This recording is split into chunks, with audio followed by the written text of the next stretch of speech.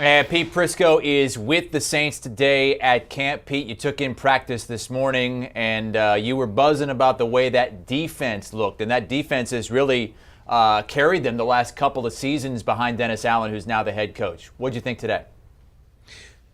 Yeah, it's kind of interesting. This is known as a place that had a dynamic offense and explosive playmakers and a quarterback in Drew Brees who rolled up giant numbers. And over the course of the last couple of years, they've morphed into a defensive team. And now with Dennis Allen as the head coach, they are truly a defensive team. I mean, when you look at their defense, they are loaded with players. Remember, they led the league in run defense last year. That's always important. 3.7 per rush. That allows you to do a lot of things. They were number one in red zone defense. That allows you to do a lot of things. And they had a session today in the red zone against that offense where they just dominated against them. It is going to be a really good, top-notch defense, maybe one of the best in the league. Pete, kudos on coordinating once again with a Saints-colored shirt to cover New Orleans today. Well done.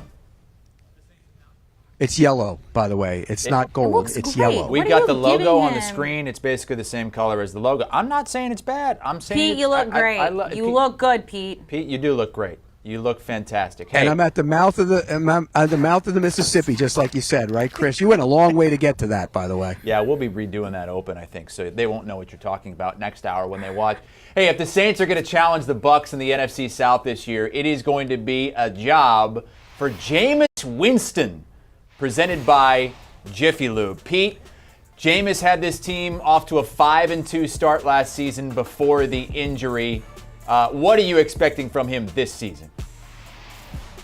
Well, he's throwing the ball well in camp, and he threw the ball, he got dinged up a little bit, but he threw the ball well today early in practice, and, according to reports, he's been doing that all practice long. The question with Jameis is, can he be good on taking the easy stuff? If there's a slant there, will he take it? Will he take the check down? I've had a lot of coaches over the years who have coached Jameis Winston told me you can't be a hero on every play.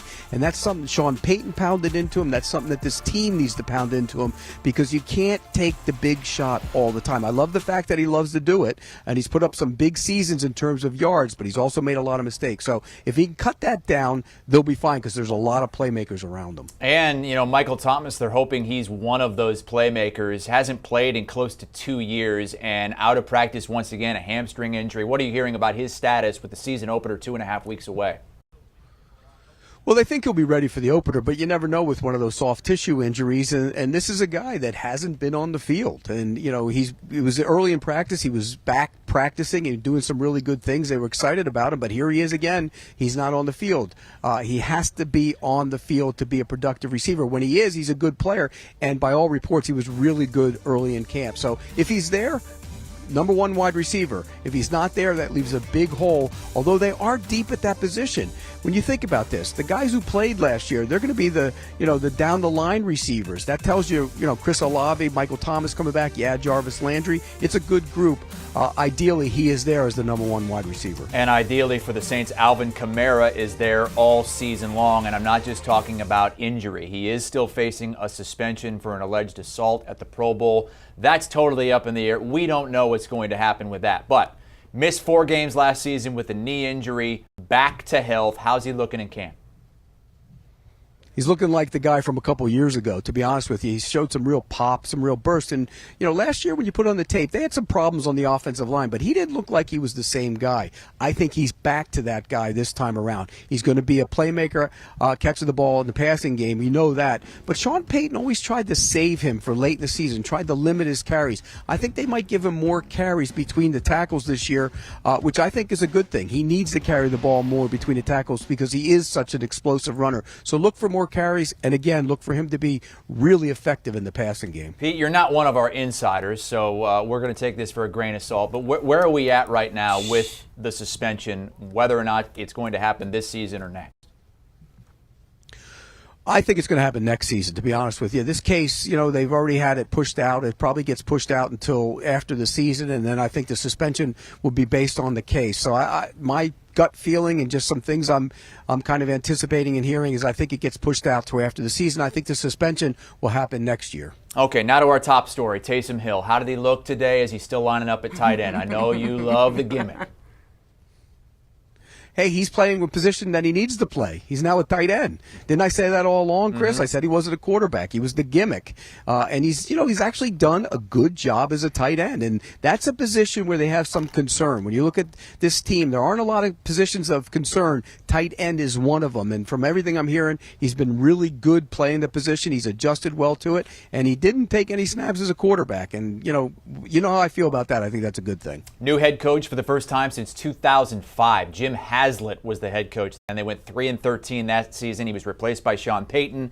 The rest is history. Dennis Allen joined the staff back in 2015 as defensive coordinator. How does Allen compare to his predecessor, Payton? Well, it's different because he is a defensive guy and he's leaning on his offensive coaches. Pete Carmichael is a holdover as the offensive coordinator. Doug Marrone has been brought in to work on the run game in terms of the run game coordination. That's a good thing because Doug Marrone is good at that. But he's going to be a guy that leans on his defensive guys. He knows those guys well. He's got to acclimate himself, and I talked to him about that, getting used to being a guy who coaches them all. And like he said, well, when you coach them all, one side has a good day, you're having a good day. It used to be if the defense had a bad day, you had a bad day. So it's different for him. I think he's going to be a better coach the second time around. He's been around here. He knows the organization, and it's not going to be that much of an adjustment for him. The one thing is Sean Payton was tough and rigid on these guys, and what will Dennis Allen be in terms of how he handles the players on a day-to-day basis. I think he'll be very good. Today during practice, there was a fight. He stopped practice. They turned the music down, and he read the riot act to him and said, once the play's over, the play's over. Used a couple nice terms in there as well when he said that. Pete, they're pretty much even money to make the playoffs. I feel like they're one of a handful of teams that you could see winning 6 or 7 games or see potentially winning 10 or 11 games. What do you think the Saints are going to do this season if they stay healthy, if Kamara isn't gone for a long period of time? Well, I think they're going to make the playoffs. I think this is a team that will be led by their defense. And remember, Chris, they went to Tampa and shut out Tom Brady. They limited Aaron Rodgers to 3 points. They did some really good things on defense, and I think they're going to be even better on defense this time around. Marcus Davenport has a chance to be special for them as a pass rusher. We know their run defense will be good. Their secondary is going to be better. I think adding Honey Badger to the secondary will make them better. So I think defense is going to be dominant, and I think it's going to carry them to the postseason. Do you think they compete with the Bucs for that division championship? Absolutely. And you know what's not good for Tampa Bay? All the offensive line issues.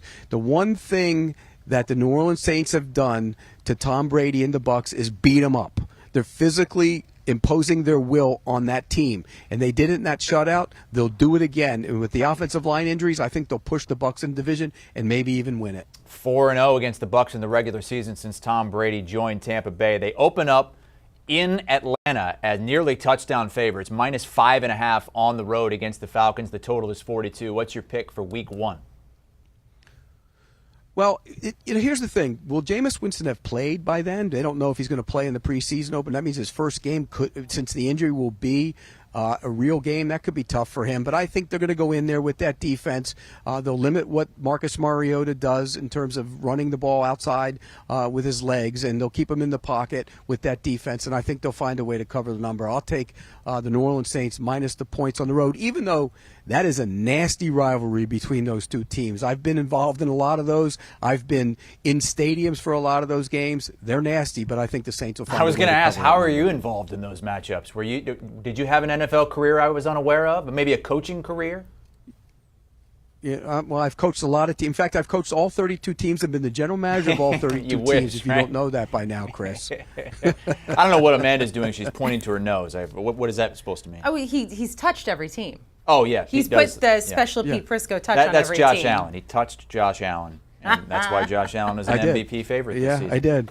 Pete Prisco with us here, and he'll be I bring good karma. I bring good karma, Chris. You know that. I know Amanda you do. knows that. You both know that. Hey, we'll be talking with you again throughout the afternoon from Saints camp. Boy, Pete's really high on the New Orleans Saints. Super high. Hey, we want to have some fun. Did you say they're going to beat the Bucs or just he thinks they can beat the Bucs. He thinks they can win that division. Interesting. CBS Sports Football Pick'em is back. Run a custom picks or survivor pool. Enter our CBS Sports Challenge for the chance to win guaranteed weekly and season-long prizes Go to the CBS Sports app and click more on the menu, or just head on over to cbssports.com/football.